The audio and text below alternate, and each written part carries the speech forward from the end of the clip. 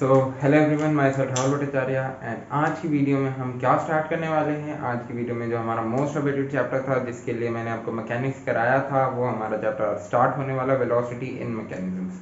आज मैं सिर्फ और सिर्फ इंट्रोडक्शन दूंगा। मेरा मन तो था कि 2-3 चैप्टर मतलब पूरा आज थोड़ा सा करा दे 30-40 मिनट का, बट उससे वीडियो थोड़ी ज़्यादा लंबी हो जाएगी और देखने में मुश्किल होगा, क्योंकि मैं पार्ट्स बाय पार्ट्स अभी तक बनाने का फैसला किया है, जिससे हर एक टॉपिक आपको क्लियर हो। ठीक है, तो न्यूमेरिकल्स अलग, थ्योरी अलग, जैसे हमने पहले चैप्टर में किया था वैसे ही करेंगे, तो धीरे धीरे आपको आगे पता चल जाएगा।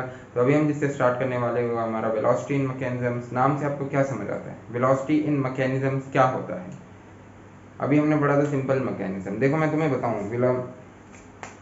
होता क्या है, थ्योरी ऑफ मशीन सबसे पहले लिख देते हैं, अच्छे से दिखता है, वही चेक करना होता है। हाँ, थ्योरी ऑफ मशीन। ठीक है, अब देखो यार सीक्वेंस चलता कैसे। सबसे हमने पहले पढ़ा सिंपल मैकेनिज्म्स, ये एग्जाम में नहीं पूछा जाता, मैं अपनी तरफ से बता रहा हूँ सिंपल मैकेनिज्म। अब हम पढ़ रहे हैं वेलोसिटी इन मैकेनिज्म।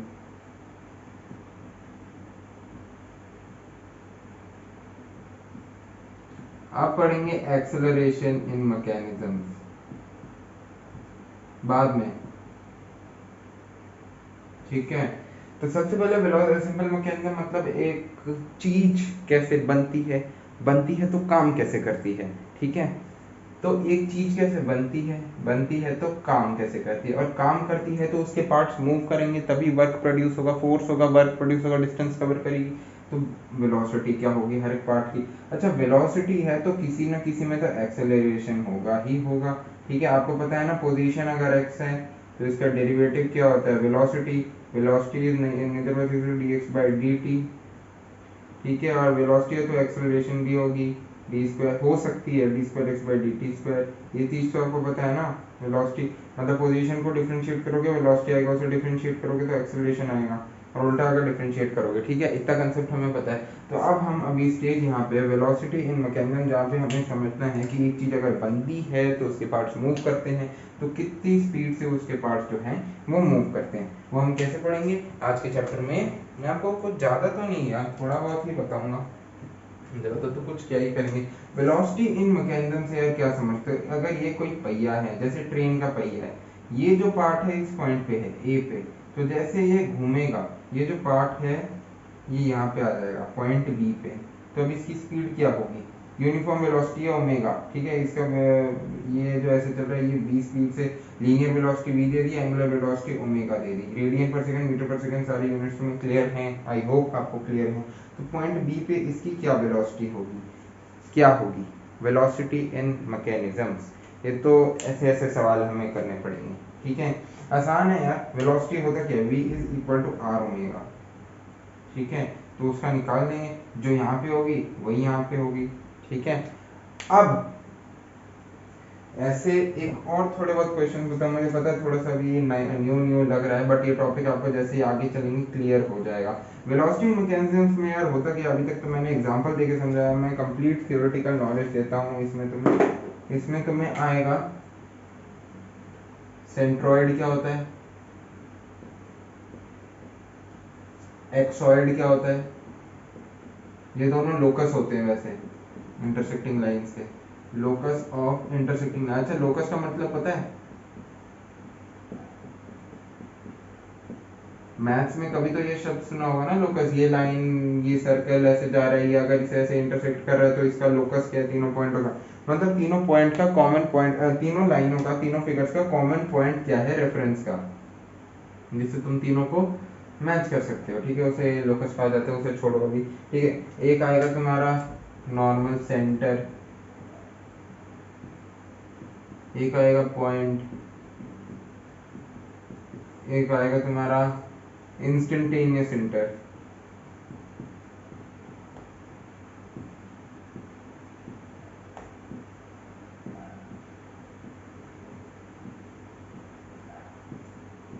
ठीक है, इन सब चीजों का यार मतलब समझते हैं।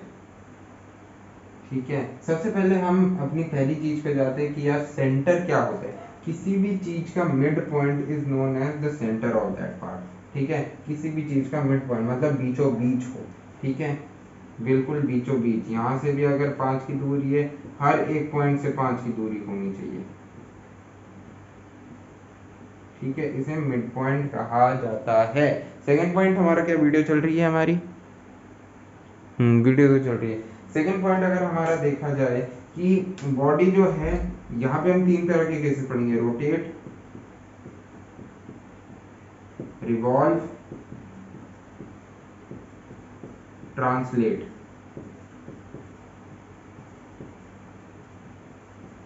ठीक है, रोटेट का मतलब क्या होता है? रोटेट, हाँ, रोटेट का मतलब क्या होता है? रोटेट का मतलब अपनी ही एक्सिस पे घूमना।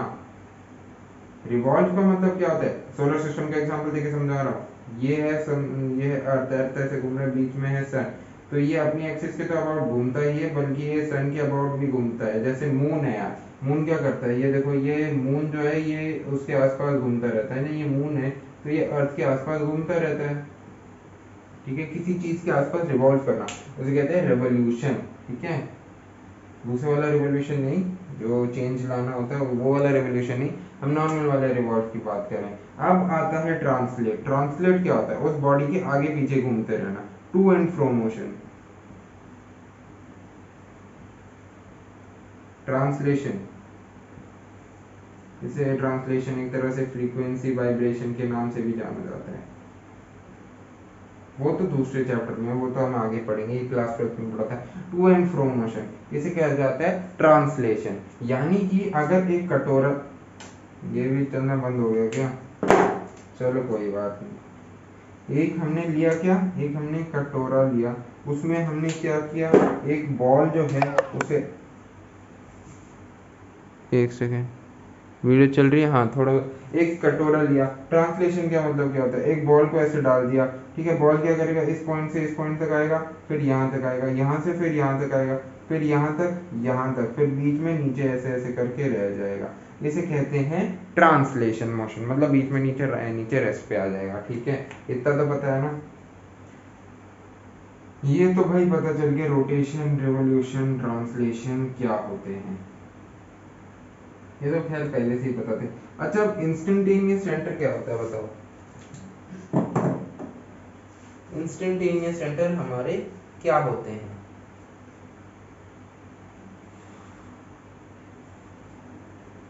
जैसे कि अगर मैं कहूं कि अगर मैं कहूं कि अगर मैं एक फिगर बनाऊं यार, हाँ तो यार हम कहाँ थे? मैंने तुम्हें रोटेशन बता दिया, रिवोल्यूशन बता दिया, बट अब इसका एक एग्जांपल ले लेते हैं जो तुम्हारी किताब में गिवन है।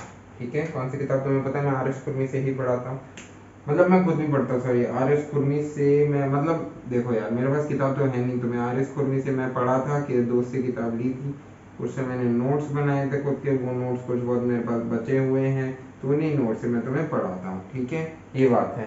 मेरे पास खुद की किताब नहीं है ना, और जितने चैप्टर्स हैं उतने तो करा ही देंगे। ठीक है, बाकी मेरे पास जिसकी किताब पड़ी हुई है स्ट्रेंथ ऑफ मटेरियल की, वो चालू करा देंगे। ठीक है, तो जब तक होगा तब तक देखते हैं। अभी ये तो है, इसके बाद एक्सेलरेशन का भी है, बाद में देखते हैं। गियर्स का भी होगा शायद से मेरे पास, अच्छा वो बाद में देखते हैं अभी। ठीक है, तो मान लो एक, तो बंद है, क्या बोले इसे,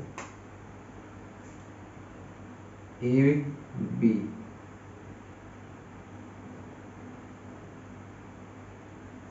ये जो पोजीशन है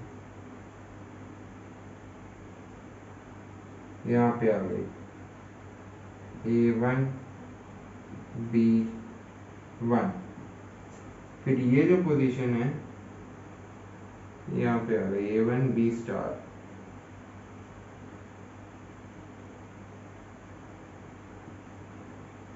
नहीं समझे?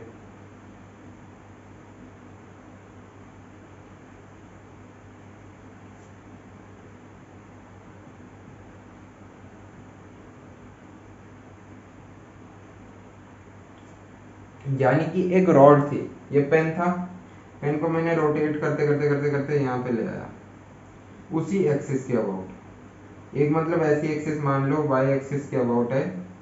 ठीक है, और ये x एक्सिस है, तो उसी एक्सिस के अबाउट सिमेट्री लेते लेते लेते लेते इसे मैं यहाँ पे ले आया, सेम एक्सिस है परपेंडिकुलर। अब इस एक्सिस को मैंने ऐसे करके इसको फिक्स पॉइंट रख के ऐसे करके मोड़ दिया। अच्छा, रोटेशन, रेवोल्यूशन, एक्सेलरेशन में और ट्रांसलेशन में फर्क क्या होता है? ट्रांसलेशन में हमारा जो सिमेट्री एक्सिस होता है वो सेम रहता है, बट सेंटर चेंज होता रहता है। तो यहाँ से जो हमारा पॉइंट हुआ ए बी से जो हम A1 सॉरी B2 होगा ना, ये A1 B1 गए, that is translation. Why it is translation? Because center is changing. अभी इसका देखो सेंटर क्या था, इस पॉइंट के अबाउट था ना, एक्सिस ऑफ सिमेट्री तो सेम है, y एक्सिस के अबाउट सिमेट्री है, बट यहाँ से एक्सिस ऑफ सिमेट्री यहाँ पे भी y एक्सिस के अबाउट है। यहाँ पे इसका सेंटर देखो ना, इस पॉइंट के अबाउट ये सेंटर, सॉरी सेंटर की बात क्या कर रहा हूँ, एक हिंज पॉइंट ये यहाँ पे, ठीक है, इसका हिंज पॉइंट ये ले लिया ये, बट यहाँ पे इसका हिंज पॉइंट यहाँ पे है, ठीक है, सेम होना चाहिए, जबकि इसका और इसका सेम है। तो दो ऐसे लाइंस या लिंक्स जिनका सेंटर पॉइंट सेम है, एक पोजीशन से, ये B1 था, ये से रोटेट ऐसे ऐसे किया मैंने, इस पॉइंट के अबाउट इसे ऐसे कर दिया, ठीक है। तो ये जो है A1 B1 से जो हमारा गया है A1 B2, इसे हम कहेंगे रेवोल्यूशन, सॉरी रोटेशन, ट्रांसलेशन, और इसे हम कहेंगे रोटेशन, ठीक है। समझ आया मैंने क्या बोला? दोबारा समझो, मैंने तुम्हें डायरेक्ट ये बोला कि रेड पेन,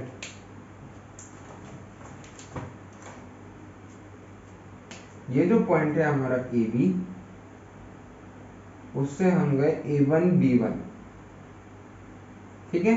क्या किया, हमारा पेन जो ऐसे था, इसका एक्सिस ऑफ सिमेट्री देखो, ऐसे एक axis of symmetry, y about के अबाउट एक्सिस ऑफ सिमेट्री है, x के भी अबाउट एक्सिस ऑफ सिमेट्री है, तो इसको हमने ऐसे ऐसे करके या फिर ऐसे उठा के यहाँ रख दिया। अभी लाइन ऑफ सिमेट्री जो है वही है, ऑब्जेक्ट तो चेंज नहीं हुआ, बस इसका सेंटर पॉइंट चेंज हो गया, पहले इसके अबाउट हिंज था, अभी इसके अबाउट हिंज हो चुका है। तो A1 B1 ये जो प्रोसेस होता है जहाँ पे सेंटर चेंज हो जाता है but axis of symmetry change same रहती है, उसे कहते हैं ट्रांसलेशन, ट्रांसलेट होना।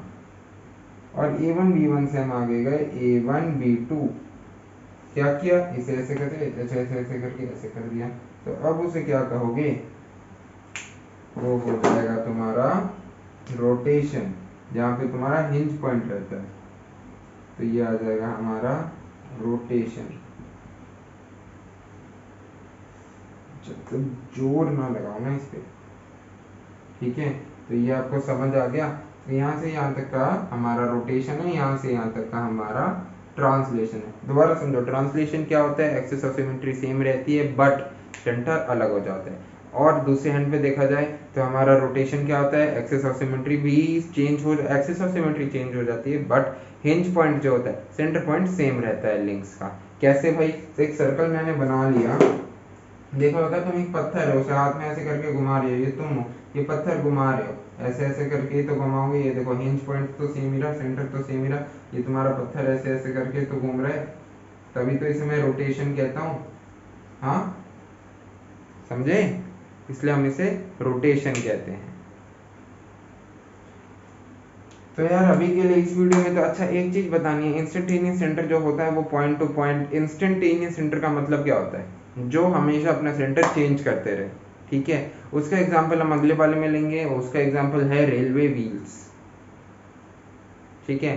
रेलवे व्हील्स है, कोई भी गाड़ी का व्हील ले लो, कोई भी व्हील ले लो यार, जो अपना centre point to point change करते रहते हैं, according to axis of symmetry बात नहीं कर रहा, वो मैं आपको अगले वीडियो में अच्छे से समझाऊंगा कि एक्सिस ऑफ सिमेट्री कैसे चेंज कर रहा है, सेंटर पॉइंट कैसे चेंज हो रहा है। इंस्टेंटेनियस सेंटर के लिए अभी बस इतना जान लो कि एक ऐसा सेंटर जो हमेशा अपना पॉइंट चेंज करता रहता है, मतलब instantaneous centre in the sense कोई भी ऐसा ऑब्जेक्ट जो अपना सेंटर हमेशा point to point, path to path या सर्कमस्टांस बेसिस पे चेंज होता रहता है, उसे हम instantaneous centre of the object कहते हैं। ये थोड़ा बहुत आपको उससे लिंक करेगा, रोटेशनल डायनेमिक्स, हाँ moment of inertia and rotational dynamics से थोड़ा बहुत हमारा लिंक करेगा। बाकी तो आई होप आपको ये पूरा समझ आ गया होगा। इन केस कोई नहीं समझ आए तो डाउट में मुझे लिंक, कमेंट्स में मुझे लिंक करना। Do like, share and subscribe and like the video. I hope मैंने जितना तुम्हें इतना, अब मैंने कम जानबूझ के समझाया ताकि अगले चैप्टर के लिए भी बचता जाए, और तुम्हें मैं लास्ट में, एक तो इससे फायदा क्या होता है यार, मेन फायदा इससे ये होता है कि पार्ट्स बन जाते हैं। पार्ट्स बनने से अच्छा तुम कोई भी वीडियो अगर तुम्हें कभी दिक्कत हो तो तुम इसे देख सकते हो, ठीक है। और बाकी ये जो मैंने लिखा है आई होप आपको समझ आ गया होगा, थ्योरी है कंप्लीट, ठीक है। न्यूमेरिकल अभी आए नहीं है, 2-3 लेक्चर्स बाद ही आएंगे न्यूमेरिकल, जो भी कराऊंगा मैंने तुम्हें बता रखा है। तो तब तक के लिए आई होप आपको ये वीडियो समझ आई होगी। Do like share and subscribe, ठीक है। Give a big thumbs up. Thank you, bye.